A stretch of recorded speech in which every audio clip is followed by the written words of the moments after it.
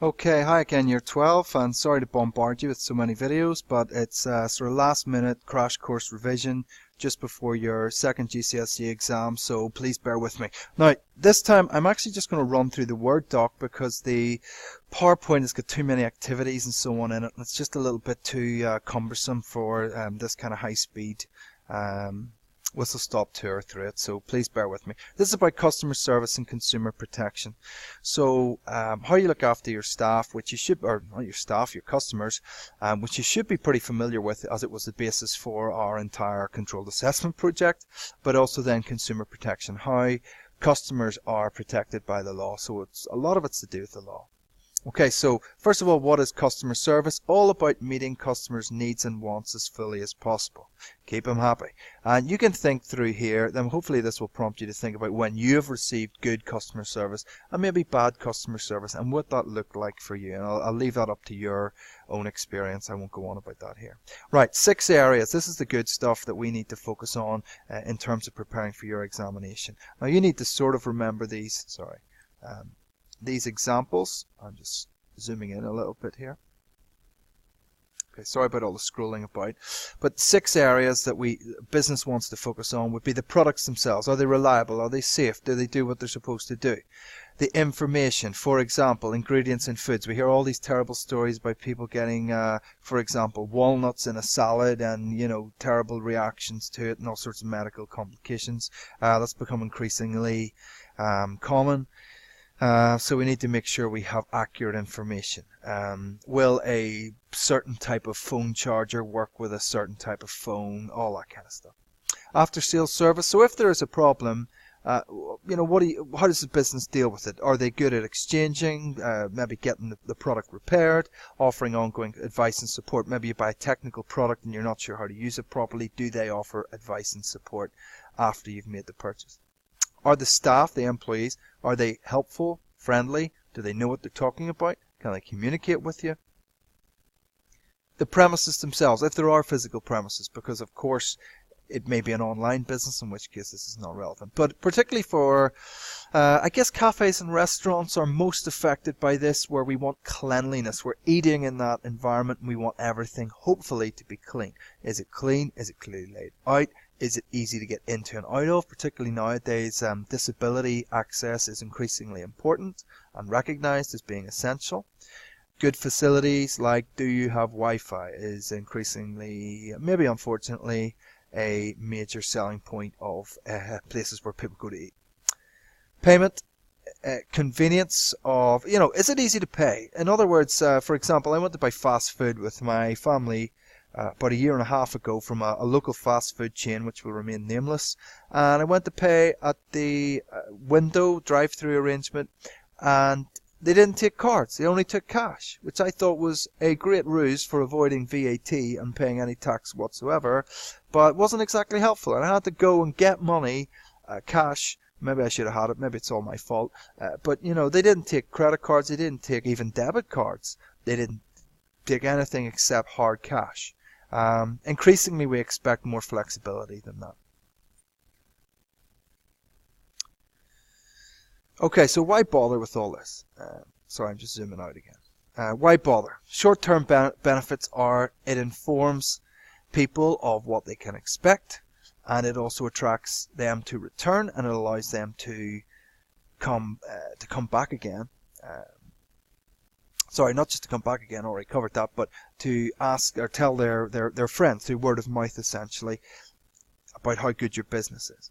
Okay, so hopefully in the longer term it will increase your revenue, your top line, and your profits, your bottom line, and increase market share, so allow you to take customers essentially off your competitors, and also then to get repeat purchases. So not just they buy from you this month, but the following month, the month after that, and so on and so forth. Okay, and there's you can look at this. You have this hard copy, so you can look through this yourself. And there's an exercise about issues about how the business could improve and what the benefit would be. So you're really just applying that in the hard copy here. Okay, let's move on now from customer service, which you're very familiar with anyway from your controlled assessment. It won't really take much to reignite that in your mind. But now to move on to consumer protection. So how does the law protect consumers? Well, it's really just to stop people from being treated unfairly. And everything that we see here is just examples of that.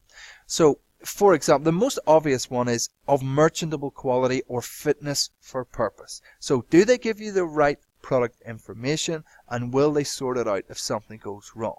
Okay, so what's unfair? For example, not as described. So if you say it's flame retardant fabric and it catches on fire, then clearly, that's not as described.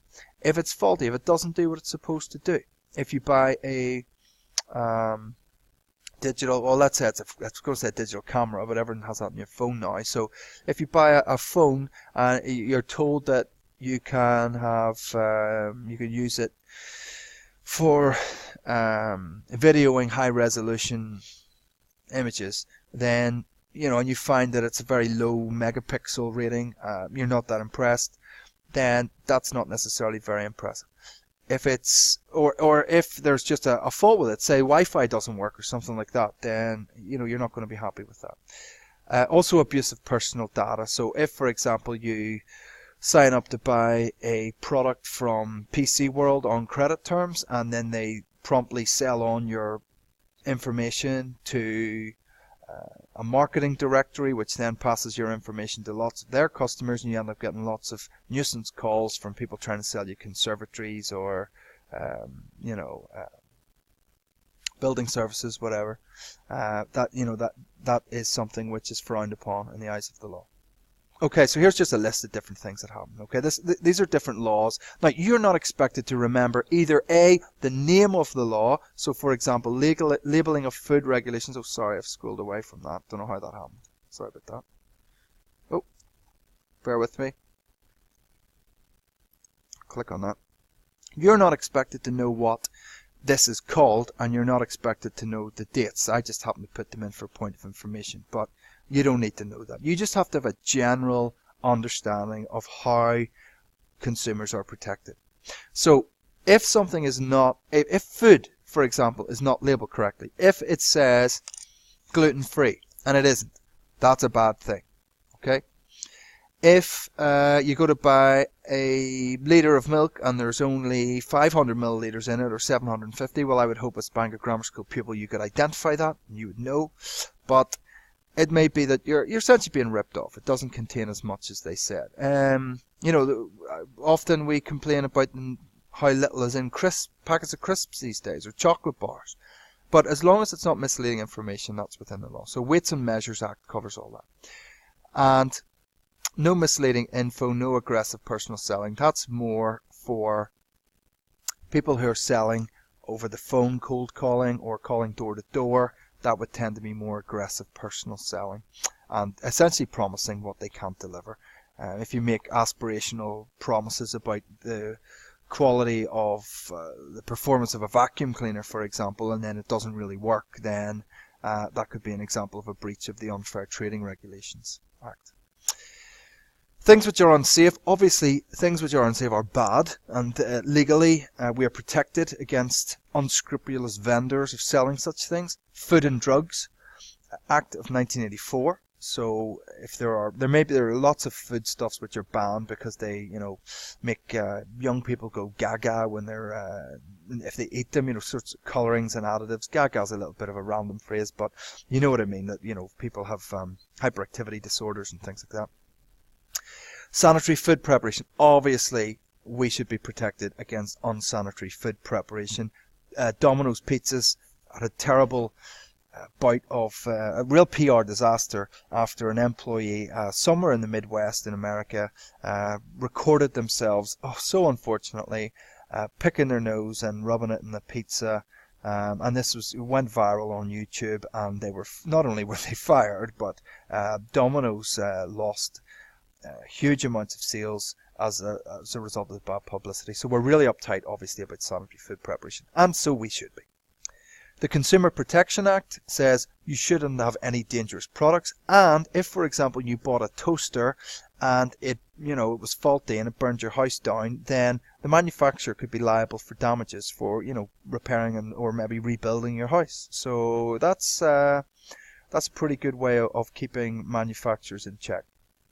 Food Safety Act applies to farmers, shops and restaurants. Again, just making sure food is safe for human consumption. If things are bust, if things are faulty, then the Consumer Credit Act, that applies there. So it would mean, for example, interest rates on loans. That's a relatively new phenomenon. We've seen the example of Wonga and similar companies getting a lot of negative publicity about the exorbitant rates of interest that they charge on the borrowers.